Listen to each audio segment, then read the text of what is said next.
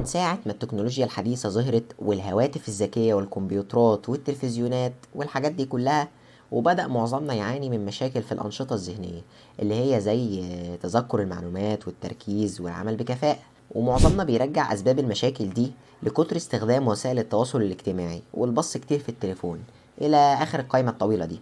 وفي الحقيقة الكلام ده ممكن يكون صح، ولكن برضو في حاجة تانية ممكن تكون السبب الرئيسي للمشاكل دي واحنا مش واخدين بالنا، والحاجة دي هي النوم من ساعة ما الهواتف الذكية طلعت واحنا بنواجه مشاكل كتيرة في النوم. وانا هنا مش بتكلم على عدد ساعات النوم وبس، ولكن بتكلم عن جودة النوم نفسه.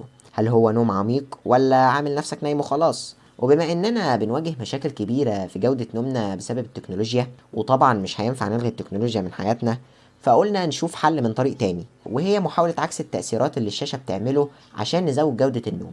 وفعلا لقينا حاجة شبه كده، اللي هو البحث بتاعنا النهاردة بعنوان العلاقة بين دعم الأصدقاء والتمارين الرياضية والتوعية الصحية من خلال الإنترنت، كل دول من ناحية، وبين جودة النوم من ناحية تانية.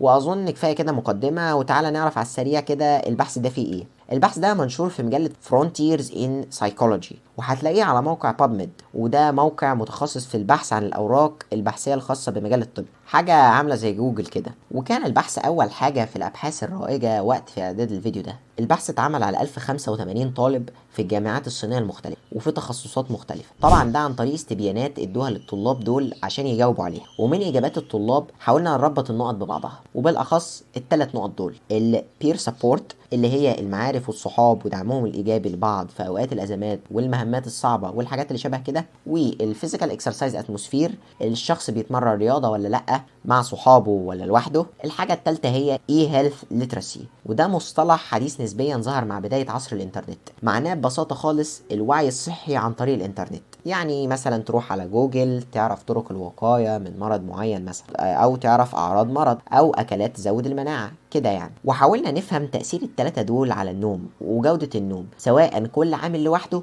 او لو حطينا التلاتة في الخلاط ودمجناهم مع بعض. وخلينا الاول نتعرف مع بعض ايه هي وحدة القياس لكل حاجة من التلاتة دول، وهتفهم انا قصدي ايه بعد شوية. الاول هو البير سبورت، ده قسناه عن طريق نظام اسمه 5 بوينت لايكرت سكيل، اللي هو من 1 بيرمز لي اختلف تماما لحد 5 وهي وافق تماما. يعني الطلاب يقدروا يجاوبوا سؤال زي مثلا: هل انت شايف صحابك بيدوك طاقة ايجابية لما تكون معاهم؟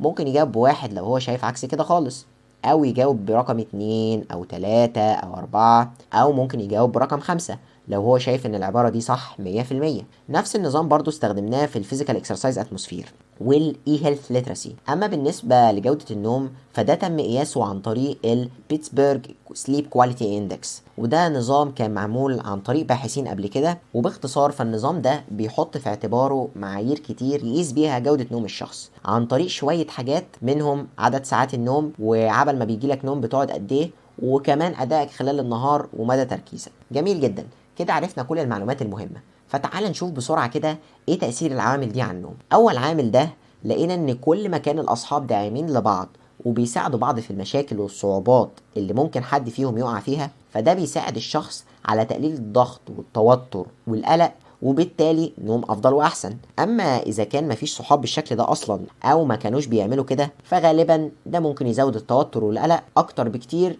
وبالتالي جودة نوم اقل وارهاق اكتر. وبالنسبة للعامل التاني اللي هو الفيزيكال اكسرسايز اتموسفير، فالطلاب اللي كانوا بيمارسوا رياضة بشكل منتظم، زود على كده كمان مع اشخاص بيحبوهم اللي هو البير سبورت، وهم اصلا بيحبوا اللعبة اللي بيلعبوها، فده ساعد جدا في زيادة النشاط ومعدل التركيز، وطبعا بالتالي جودة النوم. واخر عامل معانا هو الاي هيلث ليترسي. فلقينا الناس اللي بتتابع الاخبار الصحية وبتستفيد من النصايح اللي على النت، اللي طبعا من مصادر موثوقة مش محتاج اقول لك يعني، بيكون عندهم وعي اكبر واهتمام اكتر بصحتهم، فيبداوا ياخدوا قرارات صحيه سليمه. ومن ضمن الحاجات اللي دايما بيهتموا بتحسينها هي جوده النوم، فتلاقي تحسن ملحوظ في جوده النوم عندهم.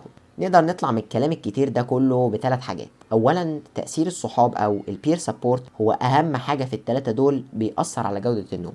ثانيا احسن طالب هو اللي عنده الثلاث حاجات دول متوفرين وفعلا بيستفيد منهم. ممكن نشر الوعي الصحي السليم خصوصا على الانترنت يقلل من اصابات واخطار امراض كتير. طيب ممكن تقولي هو ايه لازمة جودة النوم وليه بنتكلم عنه؟ هقولك لان اغلب الناس اللي بيشتكوا من السرحان او قلة التركيز او الكسل غالبا بيكون عنده مشكلة في الحتة دي. فالدراسة بتقولك شوف يا عم انت عامل ايه في التلاتة دول اللي بيأثروا بشكل مهم على جودة النوم، وممكن تحسين واحد منهم بس يظبط الدنيا معاك شوية. في الاخر الباحث بيقول لنا ان ممكن الجامعات والمدارس والحكومات كمان واي منظمة او مؤسسة تساهم في تحسين جودة النوم والصحة العامة للناس بشكل غير مباشر عن طريق عمل حملات توعية بأهمية النوم سواء على النت أو غيره، وكمان عمل المسابقات اللي بتتطلب عمل جماعي ومشاركة من كل أعضاء الفريق، تطبيق عملي على البير سبورت ده بيساعد الطلاب مثلا إن هم يتعرفوا على بعض ويساعدوا بعض في المشكلات اللي بتواجههم زي ما قلنا كده، وكمان الاهتمام بالأنشطة الرياضية وخصوصا الرياضات الجماعية. كل دي اقتراحات الباحث من خلال